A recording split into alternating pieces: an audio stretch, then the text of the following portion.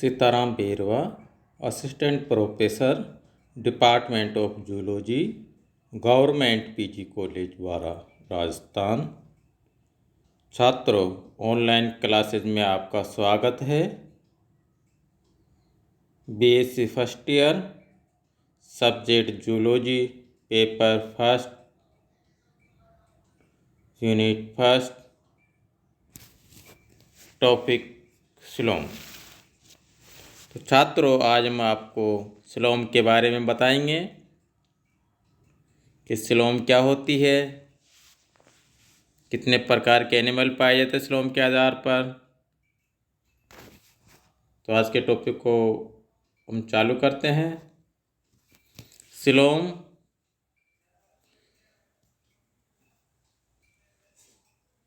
एक प्रकार की गुहा होती है जो बॉडीवाल तथा एलिमेंट्री कैनाल के मध्य स्थित होती है, और इस गुहा की ओरिजिन भी मिजोरम से ही होती है तथा इसी के द्वारा यह गुहा चारों ओर से आस्तरित रहती है। मिजोरम का बाहरी स्तर एक्टोडर्म, जो देहभित्ति से संलग्न रहता है, जिसे सोमेटिक मिजोरम कहते हैं, तथा मिजोरम का भीतरी स्तर एंडोडर्म, जो एलिमेंट्री कैनाल से अटैच रहता है, जिसे स्प्लेक्निक मिजोरम कहते हैं, अंतरांगी मिजोरम। इस प्रकार चारों ओर से मिजोरम से आवृत रहती है, आस्तरित रहती है। तो दो मिजोरम स्तरों के मध्य की गुहा शिलोंग कहलाती है। तो छात्रों, आपको पता हो गया कि शिलोंग किसे कहते हैं, जो चारों ओर से मिजोरम से आस्तरित रहती है, तो मिजोरम से इसका निर्माण होता है।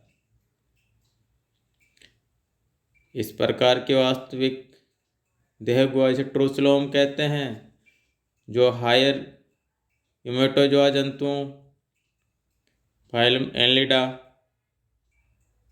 में पाई जाती है। एनलिडा से आगे सभी एनिमल्स में ट्रू शिलोंग होती है, परंतु कुछ सम लोअर ह्यूमेटोजोआ एनिमल जैसे फाइलम प्लेटिहेलमिन्थस के एनिमल्स, जिनमें शरीर एक डबल लेयर के कोश के समान होता है, जो एक पाचक गुहिका डाइजेस्टिव कैविटी को घेरे रहता है, और यह गुहिका एक ही पोर माउथ द्वारा बाहर खुलती है। इन प्राणियों में शिलोंग नहीं पाई जाती। जो फाइलम प्लेटिहेलमिन्थस के एनिमल है, इनमें शिलोंग नहीं पाई जाती, और ये शिलोमेट होते हैं। इनके मध्य मेसेंकाइम भरा रहता है। जो देहभित्ति तथा एलिमेंट्री कैनाल का संपूर्ण भाग मेसोडर्म में उत्तक तथा पेरेन्काइमा से भरा रहता है। ऐसे प्राणियों को एसिलोमेट कहते हैं। तथा सम एनिमल्स, कुछ प्राणियों की में देहभित्ति तथा आहार नाल के मध्य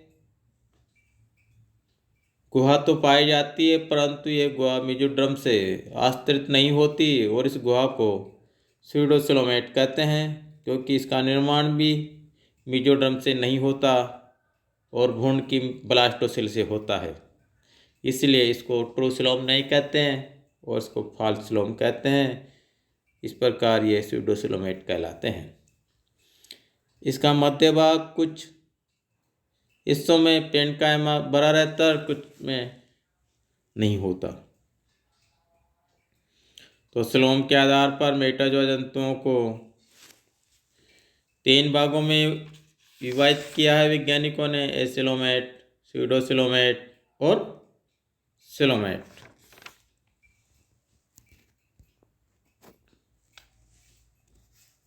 जो ये डायग्राम दिखाया गया है, इसमें फर्स्ट जो डायग्राम दिखाया गया है ए नंबर का, उसमें एसिलोमेट एनिमल है जो फाइलम प्लेटिहेलमिन्थस में पाए जाते हैं, जिनमें मध्य में गट दे रखा, उसके चारों ओर पेरेन्काइमा भरा हुआ है, फिर मसल लेयर है, फिर बाहर की ओर देहभित्ति।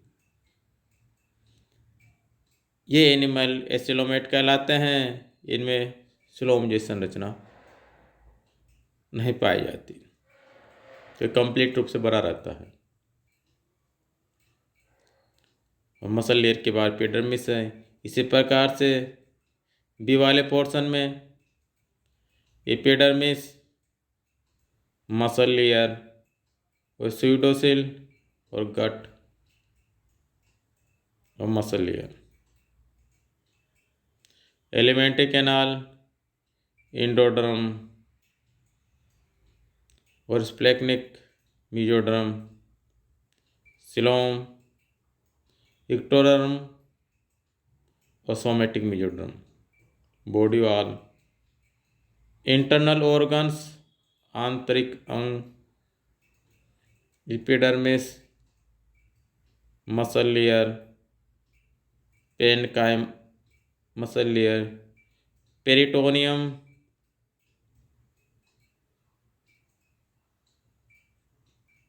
Coelom, mesentery, internal organs, gut, body wall. ये दिखाया गया जो लास्ट वाला पार्सन है तो सिलोमेट एनिमल्स है। इनमें सिलोम पाई गई है मध्य में, गट के चारों ओर जो एलिमेंट्री कैनाल और एपिडर्मिस के मध्य, मसल लेयर के जस्ट नीचे।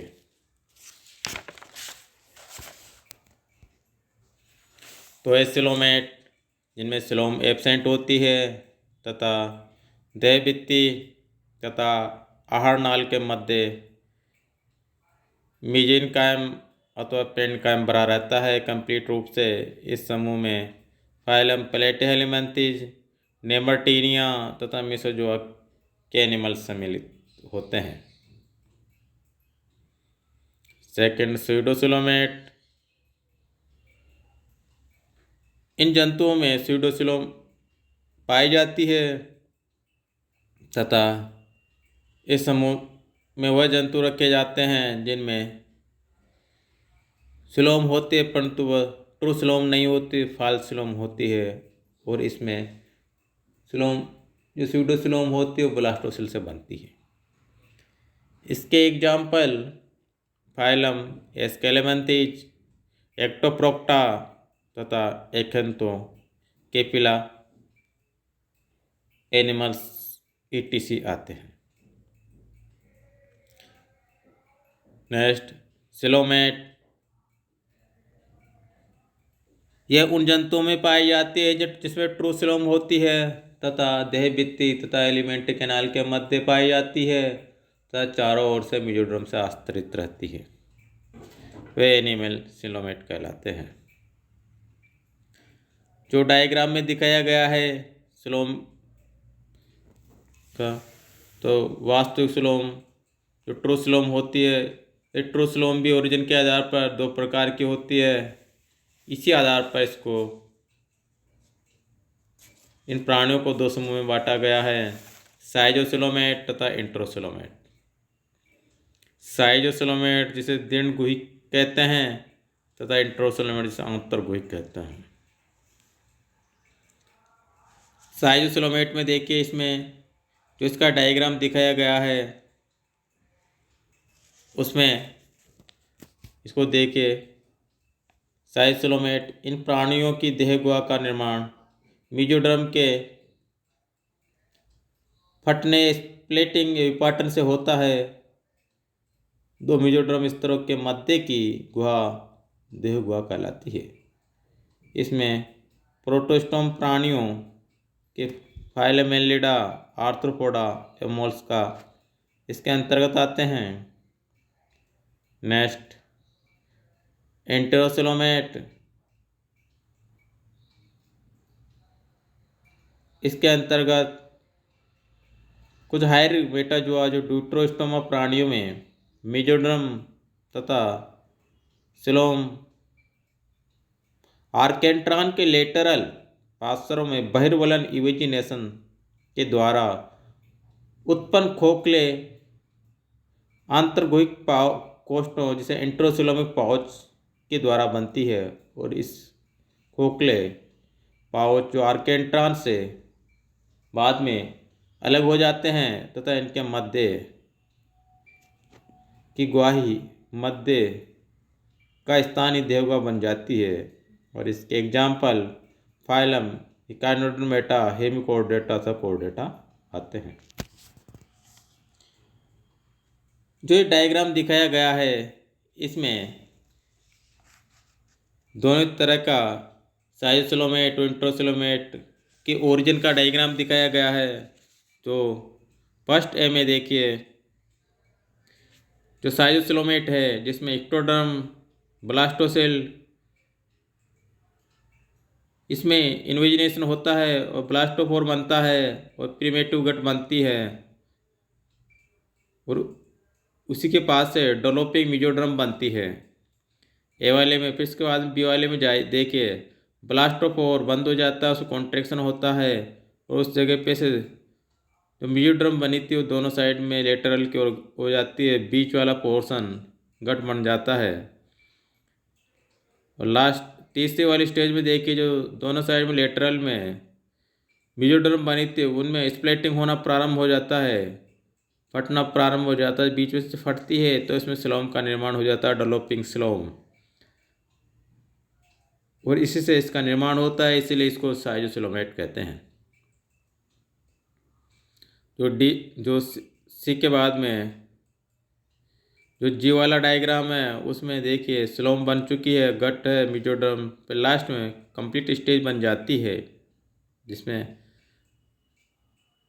गट दे रखी है मध्य में, फिर muscle layer, internal organs, mesenteries, epidermis, ectodermal, peritoneum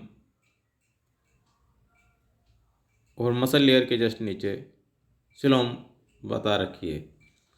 इसी प्रकार से दूसरी साइड में देखिए, लेफ्ट साइड में जिसमें इंट्रोसिलोमेट है, जिसमें मेसोडर्म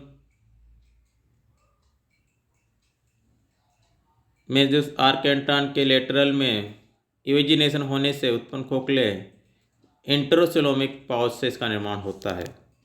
इसमें देखिए जो डी डायग्राम दे रखा है उसमें इक्टोडर्म, ब्लास्टोसेल, प्रिमेटिव गट इसमें बाद में बनती है और प्रिसम्पशन मेसोडर्म जो बनती है वो इस प्रकार देखिए, बीच में आकर बीच में कॉन्ट्रैक्शन हो जाता है, वापस ब्लास्टोफोर ख़त्म हो जाता है। फिर इसमें जो गट होती है वो उसमें लेटरल की ओर इवेजिनेशन होता है, ये दोनों साइड में। और होने के बाद में इसमें इंट्रोसिलोमिक पाउच बनना प्रारंभ होता है, फिर इसमें वापस कॉन्ट्रैक्शन होता है, जो बीच में दोनों ओर के डोर्सल और वेंट्रल वाले पोर्शन गट जो मिल जाती है। और इसके बाद दोनों साइड के जो लेटरल पाउच है वो अलग हो जाते हैं, जिससे लोग मेसोडर्म कहते हैं। सिलोम, इसमें गट, मेसोडर्म, मेसेंट्रेस, एपिडर्मिस से सब बनते हैं। इस प्रकार से इसका निर्माण होता है।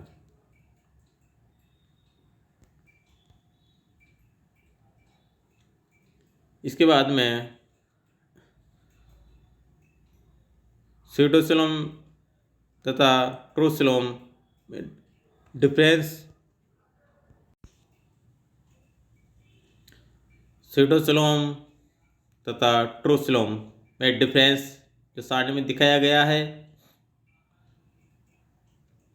स्यूडोसिलोम तथा ट्रूसिलोम वाले एनिमल, स्यूडोसिलोम वाले एनिमल्स में देहभित्ति तथा आहार नाल के मध्य की गुहा मेसोडर्म से आस्तरित नहीं होती है।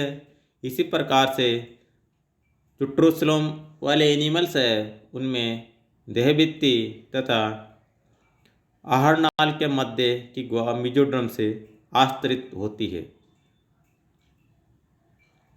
नेक्स्ट डिफरेंस, स्यूडोसिलोमेट एनिमल्स की ओरिजिन मेसोडर्म से नहीं होती तथा गुर्ने ब्लास्टोसिल से इसका निर्माण होता है।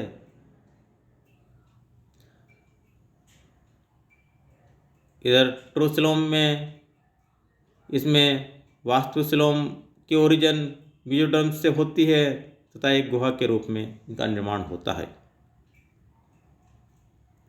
नेक्स्ट डिफरेंस, सीटोसिलोमेट एनिमल्स जिसमें सिलोमिक इपिथीलियम नहीं पाई जाती तथा इसलिए इनके आंतरिक अंग इस गुहा में स्वतंत्र पड़े रहते हैं। नेक्स्ट, वास्तविक या ट्रूसिलोम, वास्तविक देह गुहा मेसोडर्म से आश्रित होती है जो परगुही उपकला या पेरिटोनियम बनाती है। अधिकांश अंतरांग स्वतंत्र न रहकर इसी पेरिटोनियम मेम्ब्रेन से आवृत रहते हैं।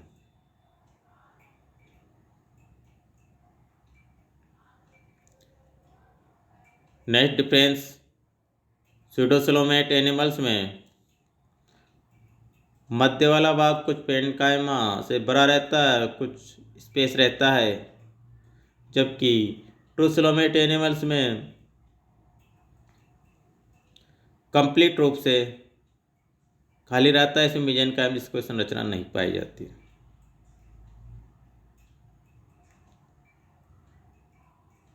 नेक्स्ट सारणी में जो सिलोम पाई जाती थी, सिलोम का निर्माण हुआ था, तो सिलोम के ओरिजिन के बेस पर इनको जो दो भागों में डिवाइड किया था वैज्ञानिकों ने, साइजोसिलोमेट तथा इंटरोसिलोमेट। साइजोसिलोमेट एनिमल्स में सिलोम का निर्माण मेसोडर्म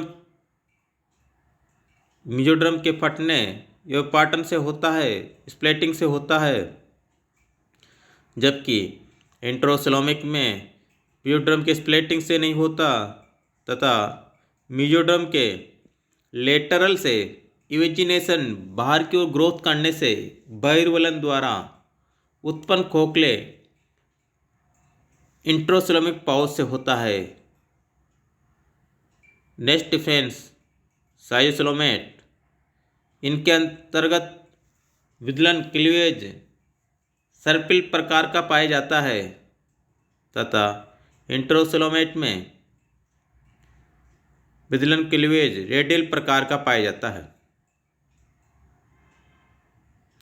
नेक्स्ट डिफरेंस, साइजोसिलोमेट में क्लीवेज निर्धारित प्रकार का होता है, निश्चित निर्धारित प्रकार का होता है तथा इंटरोसिलोमेट में विदलन अनिर्धारित प्रकार का होता है।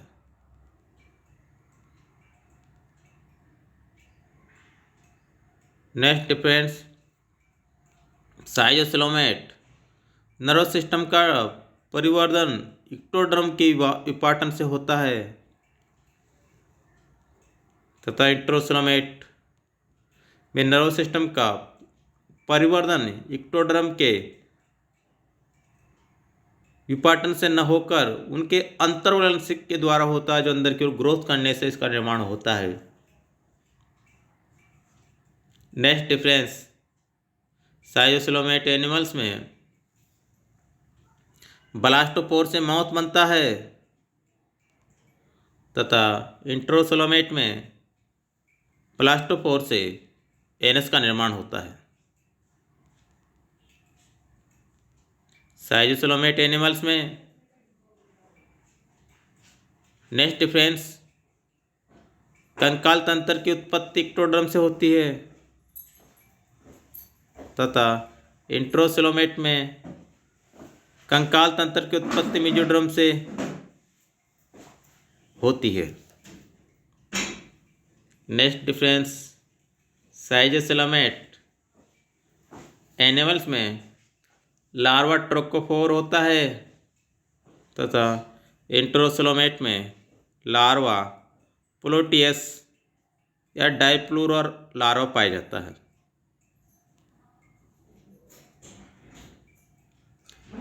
नेक्स्ट डिफरेंस, साइजोसिलोमेट एनिमल्स प्रोटोस्टोमिया होते हैं, जबकि इंटरोसिलोमेट एनिमल्स ड्यूटेरोस्टोमेट होते हैं। इस प्रकार ये डिफेंस है। तो आज स्लोम का चैप्टर कंप्लीट होता है। तो छात्रों, जो अभी तक आपने पढ़ाया उसको आप नोटेट कर लीजिए। धन्यवाद।